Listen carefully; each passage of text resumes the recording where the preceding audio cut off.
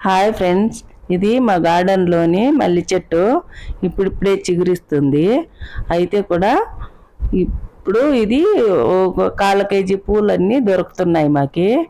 ఈ పూలన్నీ కూడా మేము రోజు దేవుడు పూజ చేస్తుంటాము, పూజకి వాడుకుంటాము. మిగిలిన పూలన్నీ అక్కలా పక్కలా ఉన్న వాళ్ళకందరికీ కూడా ఇస్తూ ఉంటాము. ఈ చెట్టు మేము పక్కింటి వాళ్ళ దగ్గర ఇంకా తెచ్చాము.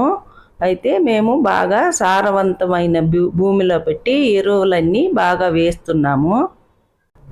మేము వాడే పేడ వచ్చి ఆవు పేడ, గొర్రె పేడ ఇవి వాడతాము.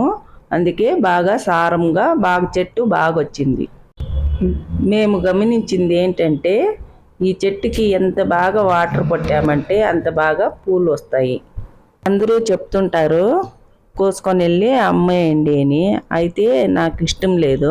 ఇక్కడ అక్కలా పక్కలా వాళ్ళకి పూజకి వాడుకుందామని నేను కోసి అమ్మడం లేదు. ఈ గుండుమల్లి పూలు అందరికీ చాలా ఇష్టమైన పూలు. చూడండి, నేను ఈ వీడియోలో చూపిస్తున్నాను. దగ్గర 1 కేజీ వరకు వస్తాయి.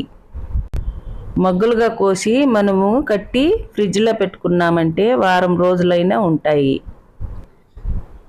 విరిచిన పూలు అయితే 1 రోజులోనే వాడిపోతాయి.